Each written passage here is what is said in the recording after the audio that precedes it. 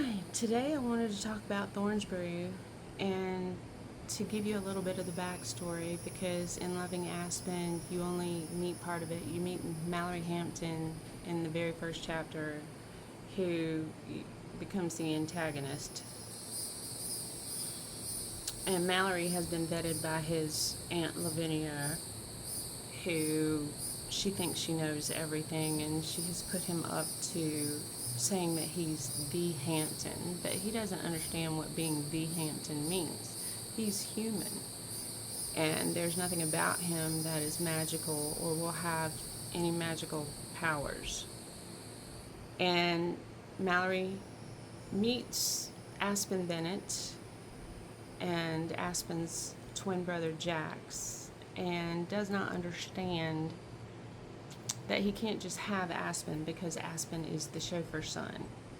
And he doesn't understand that Aspen isn't just the chauffeur's son. That everyone in Monroe has a place and a job to do. Because the big secret is they are protecting Thorn's gravesite. So back in the day, Cyrus and Bertram Ambrose were born to the high priest of the coven. And the Ambrose coven had an arrangement with Thorn, who is the guardian of souls and a dragon. And every few hundred years or so, the dragons mate with the witches because they need certain magical powers, and they have this agreement with Thorn, and Thorn comes and he makes the arrangements for the marriage. And at this point, his sister Elizabeth is the one who is to marry Bertram Ambrose. Well, Cyrus, Bertram's twin, is human, and he's very angry with Bertram because Bertram has the magic. Bertram is going to be the next priest. And so when Elizabeth shows up, Cyrus takes Bertram's place and basically shunts Bertram to the side. And Elizabeth doesn't find out until later that Bertram is the one that Thorn wanted her to marry. And Cyrus is angry that she's a dragon. He doesn't understand anything because he doesn't have any of the magic, so nobody told him anything, nobody explained anything to him. He's just jealous of his brother and thinks, well, I'm king of the castle and I'm going to take his place. I look just like him, we have the same bloodline, so why can't I be in charge? And then he finds out that Elizabeth is a dragon because she bears him 2 sons, and the boys are born with scales. Cyrus goes crazy. He has her locked in the dungeon and chains her up, and discovers that he can take her bones and use them because they have magical properties. And he's done some digging, he's done some research, and decides that he's going to do that. So he chains her in the dungeon, and he begins to slice up her wings and grinds the bones into powder and begins using the magic from her wings to control his people, because he didn't have the magic to do it to begin with. And then he marries another witch and decides that only witches are going to rule and all the dragons must be wiped out. And he hates his sons. He doesn't like them at all. But he makes the mistake of marrying the high priestess of another coven, and she gives birth to Rowan, who then becomes the high priestess. And Cyrus doesn't understand the deadly game that he's playing or the way that he's manipulating people. But Rowan waits to meet Thorn because every so many years, Thorn shows up. And when Thorn came to visit and he discovers Rowan and knows that Rowan is the daughter of what he thinks is two priests, he's worried at that point because from his knowledge, Rowan should be his sister's daughter. And then he discovers that Cyrus had played him dirty and replaced Bertram and chained his sister up. And he falls madly in love with Rowan. She's in love with him. And they can't free Elizabeth. At this point, she is stuck. Her dragon is dead. The dragon part of her is dead. And now she's stuck with just her skin. So she has this cell in the dungeon, and she can't leave it. Thorn goes to visit her a lot. Now, he and Rowan, Thorn steals Rowan, and they go to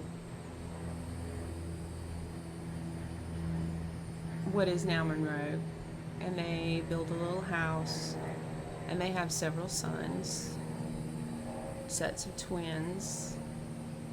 One is a skin and one is a scale. And the magic begins to define itself around Elizabeth's torture. So Elizabeth lost her dragon when she was 25. So then Thorn's and Rowan's sons have to mate before they're 25 to save themselves. And the mating requires going down to the lake beside Rowan and Thorn's house and saying their vows.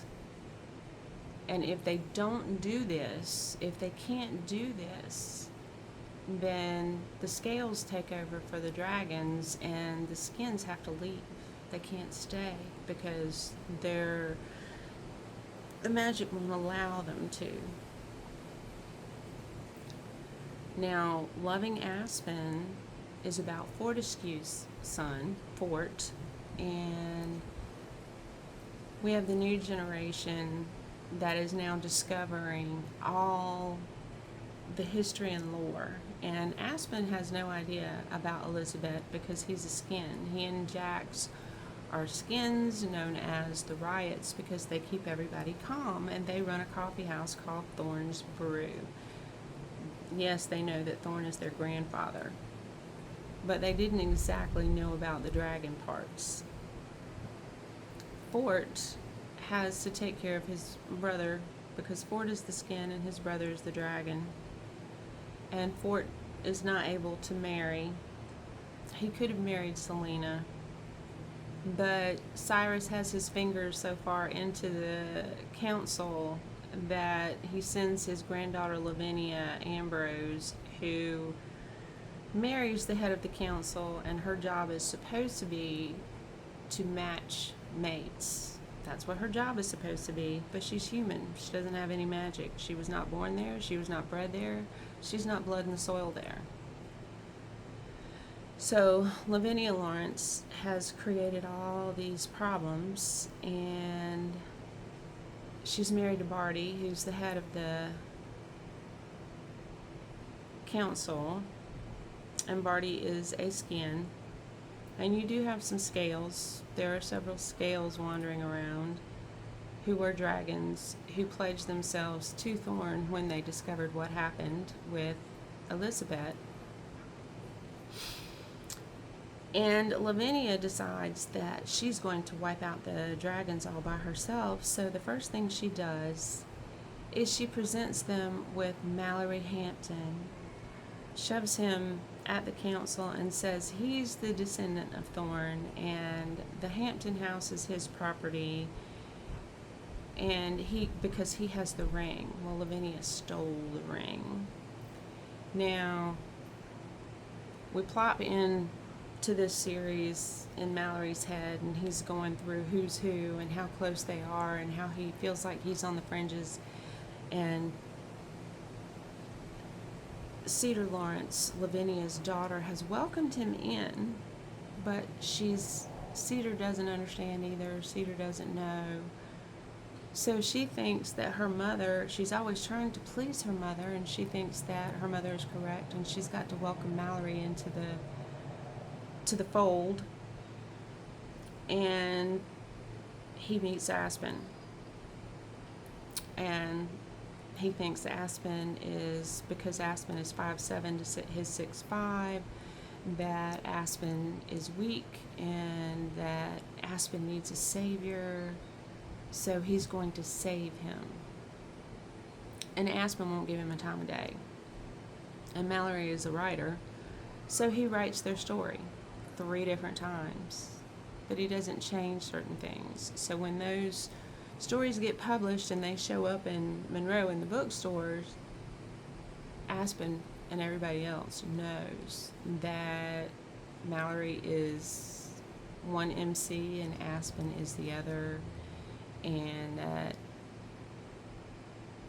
Mallory has put himself in a position of being the protector, and that Mallory is the weakling and forced to sell himself to people, all because Mallory has been watching him have sex with Billy Donovan for all 4 years of their college careers.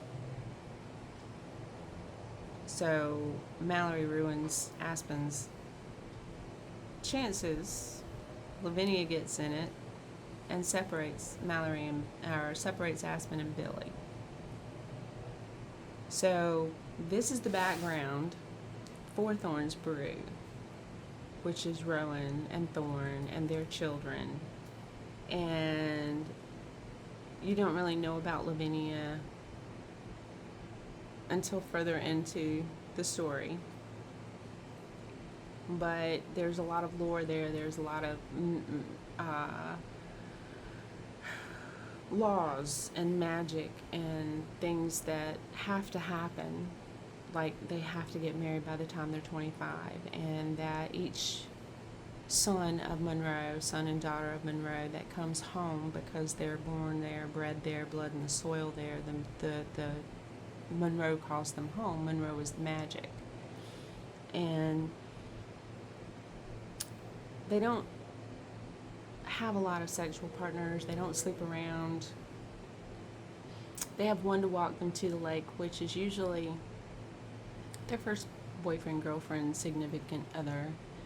And then they have the one that walks them home, and that's the one they stay with for the rest of their lives, unless someone manages to kill them, which happened a lot in the past. And this story is about recouping and rebuilding after Cyrus and Lavinia have their way with destroying several lives. And the next book is hopefully going to be about Josh. I'm not quite sure yet, but I'm getting there. I am currently still writing Shine on Me. I had to change the name of a character. One of my main characters, and it's almost done.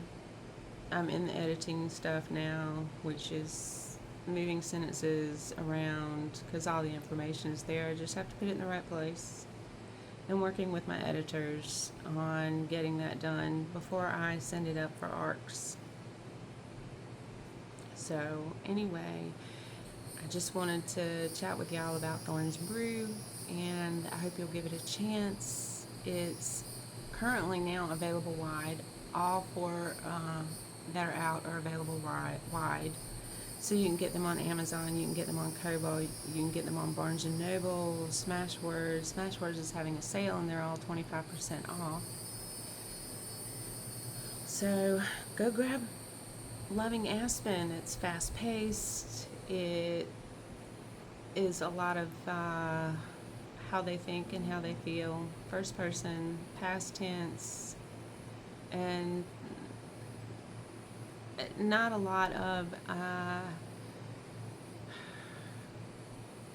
there's not a lot of details about the past in there. It's more of what's going on in the moment, and you learn things about each character, because Mallory pretty much introduces all of them in chapter 1, and then you meet them slowly in the rest of the book. So when you start off with chapter 1 in Loving Aspen, remember it's not going to be that busy for the rest of the book.